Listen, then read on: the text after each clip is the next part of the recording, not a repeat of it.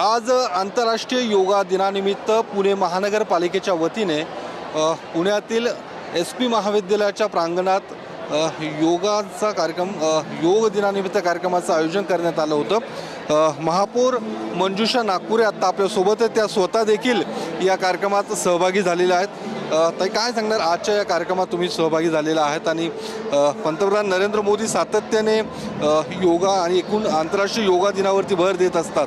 काय नेमकं आजच्या कार्यक्रमाची संकल्पना नेमकी काय? योग हा खरं तर भारताच्या पवित्र भूमीतून संपूर्ण जगाला दिलेला एक मोठा वारसा आहे आणि योगाचा उत्सव हा आपण भारतीयांनीच साजरा केला पाहिजे। आदरणीय पंतप्रधान यांनी जेव्हा संपूर्ण जगासमोर आंतरराष्ट्रीय योग दिवस साजरा केला पाहिजे 21 जून असा प्रस्ताव ठेवला आणि तो मान्य झाला। त्यानंतर ह्या उत्सवाची सुरुवात जगभरात झाली। मग भारतात का होऊ नये, प्रत्येक शहराने हा उत्सव केला पाहिजे आणि त्याच निमित्ताने पुणे शहरात सुद्धा आपण हा उत्सव करण्याचं ठरवलं।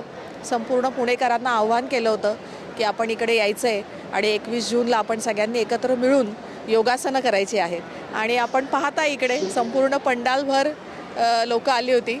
पंडालही कमी पडला, संख्या बाहेर होती काही प्रमाणामध्ये। चांगला उत्सव झाला, सगळ्यांनी साजरा केला आहे। मोठा प्रतिसाद या ठिकाणी मिळताना पाहायला मिळतो। विद्यार्थी असू दे किंवा महिलांचा असू दे, पुणेकरांचा मोठा प्रतिसाद या संपूर्ण आजच्या दिवसाला मिळताना पाहायला मिळतो। नक्कीच जेवढे पुणे शहरातले योग शिक्षक आहेत आणि त्यांचे साधक आहेत त्यांना आपण आवाहन केलं होतं या, आणि आपल्याकडे विद्यार्थीसुद्धा खूप मोठ्या प्रमाणात आले होते। विद्यार्थ्यांची संख्या होती, पोलीस होते त्यांची संख्या जास्त होती, पुणे महानगरपालिकेचे सर्व कर्मचारी होते आणि डॉक्टर्स होते, स्टाफ त्यांचा होता, नर्सेस होते, आपले मेडिकल कॉलेजची संपूर्ण टीम इथे आलेली आहे। असे अनेक लोक इथे आले होते। सगळ्यांनी इथे चांगला सहभाग नोंदवला। राजकीय काही लोक इथे येऊन त्यांनीसुद्धा व्यायाम केला। आपण असा संकल्प केला आहे आज की आपण योगासन रोज करायचं आहे आणि सुदृढ आणि निरोगी पुणेकडे आपले वाटचाल करायची आहे। या योगा दिनाच्या संदर्भातलं झालं, मात्र पुण्यात सध्या पाणी कपात सुरू आहे, दिवसाआड पाणी पुरवठा केला जातोय। मात्र तरी देखील पुणे महानगरपालिकेकडून काही कडक पावलं उचलली जात आहेत। ज्या ठिकाणी व्यावसायिक पाणी कुठे वापर केला जात असेल त्या ठिकाणी अशा पद्धतीने काही पावलं उचलली जातात। काही महत्त्वाचे निर्णय देखील पुणे महापालिकेकडून घेण्यात आलेले आहेत। काय ते नेमके निर्णय आहेत किंवा अशा पद्धतीने जर पाण्याची गळती होत असेल किंवा पाण्याची चोरी होत असेल त्यावर नेमकी काय कारवाई आपण? पुणे शहरात आपण पाणी कपातीचा निर्णय घेतला त्यावेळेला आपण असं आव्हान केलं होतं सगळ्यांना की आपण पिण्याचं पाणी इतर कोणत्याही गोष्टीला वापरू नये, म्हणजे आपलं व्यावसायिक वापरू नये। काही ठिकाणी कार वॉशिंग सेंटर्सला वापरलं जातं किंवा स्विमिंग टँक्सला वापरलं जातं। तर आपण त्यांना आव्हान केलं होतं की आत्ता स्विमिंग टँकमध्ये जेवढं पाणी आहे तेवढाच फक्त वापर करून आपण स्विमिंग टँक्स चालू ठेवावेत, त्याच्यावरचं टॉपअप करू नये। आणि जे कार वॉशिंग सेंटर्स किंवा इतर व्हेकल वॉशिंग सेंटर्स आहेत त्यांना पिण्याचं पाणी वापरू नये असं आपण आवाहन केलं होतं आणि आपण ब्रेकही दिला होता, म्हणजे पाणी त्यांचं बंद केलं होतं। बांधकामाला पिण्याचं पाणी आपण देत नाहीच कधी, पण जिथे कुठे लेबर कॅम्पसाठी घेतलं असेल तर त्यांनाही असं सांगितलं होतं की फक्त लेबर कॅम्पसाठी पाणी वापरायचं आहे, बांधकामासाठी वापरायचं नाही। आपण आव्हान केलं होतं, पण आता सुरुवात होईल ती म्हणजे आपल्याकडनं कडक शासन करण्याची। आता महापालिकेकडनं सगळीकडे पाहिलं जाईल की असं कुठे पाणी वापरलं जातं आहे का आणि मग त्यांच्यावरती कारवाई केली जाईल। काही कारवाई आत्तापर्यंत झाली का कुणावरती, किंवा आपण काही तसं कारवाईच्या काही सूचना दिलेल्या आहेत का? माझ्याकडे अजूनपर्यंत तशी कुठली माहिती आलेली नाही, परंतु कारवाईच्या सूचना हा पहिल्या दिवसापासूनच दिलेल्या होत्या।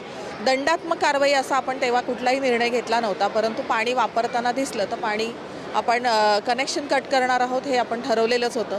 पण आता इथनं पुढच्या काळात म्हणजे कोणताही निर्णय घेतल्यानंतर त्याचे पडसाद, त्याचे परिणाम हे साधारण 8 ते 15 दिवसानंतर लक्षात येतात आणि त्याप्रमाणे आता सर्वे पण सुरू झालेले आहे। पुढच्या काळात आपल्याला काही कारवाई नक्कीच करावी लागेल। दुसरीकडे काही लोकांची अशी देखील मागणी होती की दिवसाआड पाणी कपात करण्याऐवजी आठवड्यातून एकदा करावी, अशा पद्धतीने देखील मागणी पुढे येताना पाहायला मिळते। तसा काही महानगरपालिका प्रशासना पातळीवरती की तुम्ही काही तसा विचार करताय? मी आपल्या माध्यमातून सगळ्यांना सांगू इच्छिते की आजच्या तारखेला गेल्या वर्षी 7 TMC पाणी धरणात शिल्लक होतं आणि आज जर आपण पाहिलं तर 4च TMC पाणी शिल्लक आहे। मग अशा वेळेला आपणच कॉल घेतला पाहिजे, आपल्याला पाणी जपून वापरायला हवं। त्यामुळे पाणी कपात तर करावीच लागेल। पाऊस जर चांगला आला तर ही कपात नक्कीच मोडून काढता येईल आपल्याला, परंतु आज तारीख 21 आहे आणि अजूनही पाऊस आलेला नाही आहे। तर पुणेकर सुज्ञ आहेत, पुणेकर नक्कीच आमची सगळ्यांची साथ, माझी साथ देतील आणि पाणी जपूनच वापरतील. थँक्यू. तर मंजुषा नागपुरे होत्या पुण्याच्या महापौर. त्यांनी पाणी कपाती संदर्भात यापुढच्या काळात नेमके कशा पद्धतीने कारवाई केली जाईल त्या संदर्भात माहिती दिलेली आहे. आणि आजचा हा योग दिन देखील साजरा झालेला आहे, ज्यामध्ये पुणेकरांनी देखील मोठा सहभाग नोंदवल्याचं पाहायला मिळतंय. कॅमेरामन अभिजित पिसेसह मी योगेश बोरसे, TV9 मराठी, पुणे.